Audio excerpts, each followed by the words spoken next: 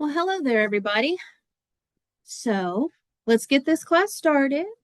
This is going to be your welcome video, kind of like your little introduction into public speaking 2045, COM 2045. So first, let me tell you how this is going to go before I get into it. You are going to have to watch this whole video because there is a quiz attached to this video. Throughout the video, you will have 5 questions. Five questions. They're not all at the beginning, they're not all at the middle, and they're not all at the end. They're spread out throughout the whole video. So if you don't watch the whole video, you can't answer the questions. And this is a grade. You will find the assignment box in, well, the assignment box. You'll open up a Word document, PDF, and you'll answer the questions. And then you will submit it and you will get your grade. They're easy questions, but they are important questions. So real quick, I'm going to introduce myself to you guys so you kind of know who I am. If you've already watched some of the lecture videos, you've already kind of seen me. But I am your professor. My name is Melissa Arrington.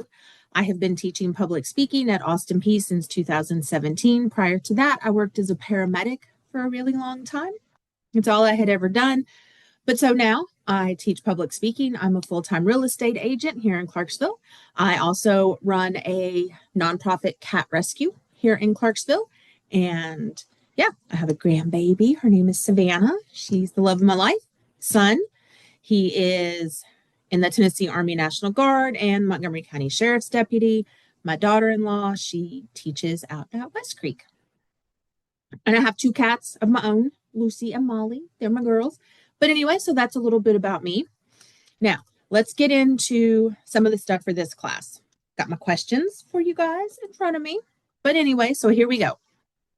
Some things that I need you to really remember with this class. First, one of the most important things in this class is going to be your schedule. Your schedule is in the content section under, well, syllabus and schedule.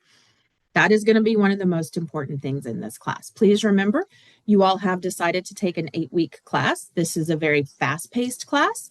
If you get behind, you will not be able to catch back up. Plus, there are certain things that I just don't let you turn in late.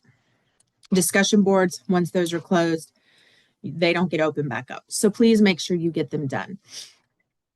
You have quite a few discussion posts that will be coming up throughout the semester.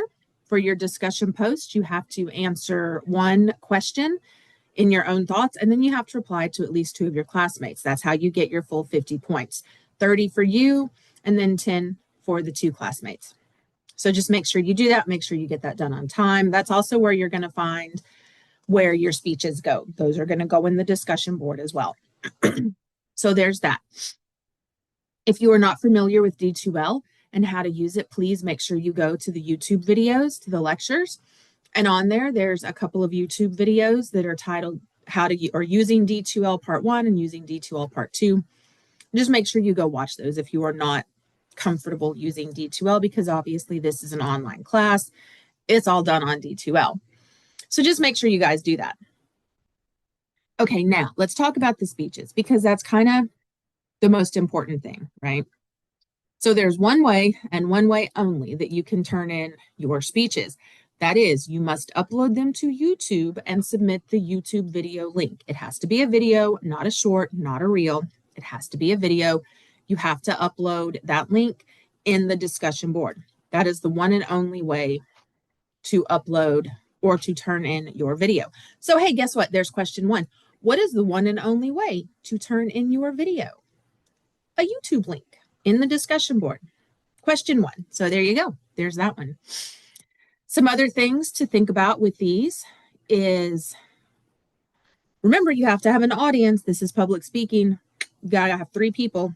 You got to have an audience. It's not public speaking without an audience. So make sure you have those 3 people. If for some reason you're going to have problems with that, please reach out to me immediately. Don't wait. Make sure you do it immediately. When you go through the instructions, you will see that you can lose points for not having audience members. So 3 audience members is what you have to have. You have to have visual aid. There's an entire lecture over visual aids. Generally, it's going to be something like a PowerPoint. You also have to turn your visual aid in. There are assignment boxes for those visual aids. You have to have a visual aid for all 3 of your speeches. So there you go. There's question number 2. Are you required to have a visual aid for all three of your speeches? The answer is yes. So there's that one. Another thing I really want you guys to remember is you have to have sources. Like you have to have sources for these on your outlines and in your speeches. You have to have a minimum, again, 3. You have to have a minimum of 3 sources.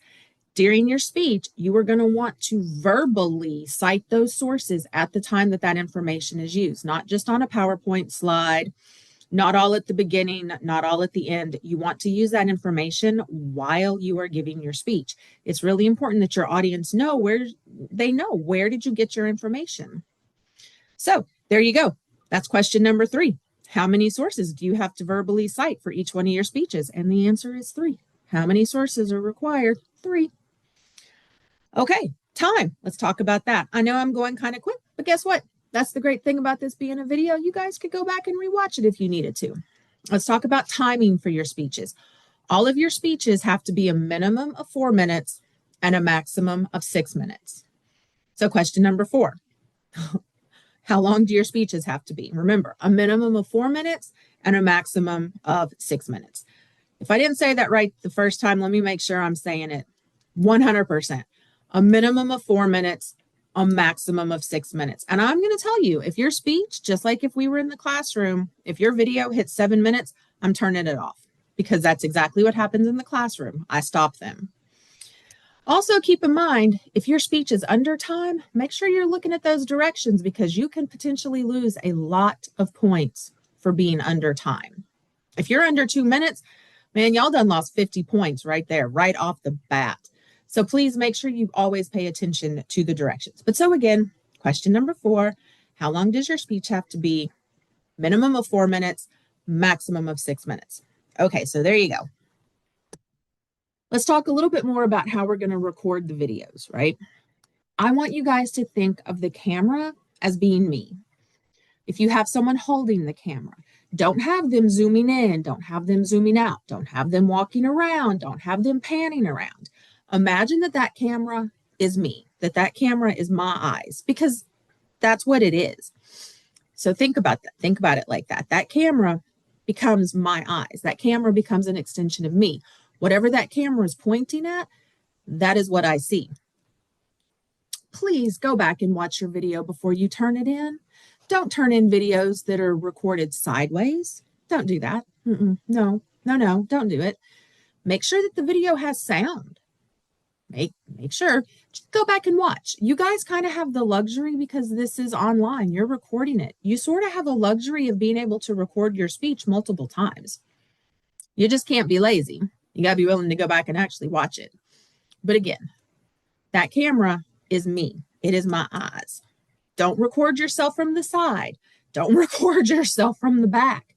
Don't only focus on a visual aid. You've already turned your visual aid into me. As long as I know that that visual aid is there and that you're using it and showing it, I don't have to be able to see it full focus on. I need to make sure I see you. So again, camera, me, camera. If you have questions, if you have comments, if you have worries, I need you guys to make sure you email me. That's one of the keys to being successful, especially in this online class, is that you communicate with me. If you're having a problem and you don't reach out to me, I don't have any way of knowing, so I can't help you with it. So just make sure if something's going on that you reach out to me. And we're going to go ahead and, oh, nope, there is one other thing before we get to the final question. On those outlines, please, please, please, please, please make sure you are using the zombie apocalypse outline. You can find that in every single one of the instructions on D2L. You'll see where it says assignment descriptions and templates. Every single one of those, that zombie apocalypse outline is there. You are citing your sources in the body of your outline, exactly like the zombie apocalypse outline. You are citing your sources on your works cited page, exactly like the zombie apocalypse outline. Don't worry about what it says in the lecture. That you can use that information somewhere else, not here. Zombie apocalypse outline. Every single one of your outlines is based on that. Sources cited exactly the way they are in that. Now, here's the great thing. If you do make a mistake, as long as you turn your outline in on time, I'm going to tell you exactly what you did wrong. I'm going to remind you, hey, make sure you do it just like the zombie apocalypse outline, and I'm going to let you redo it.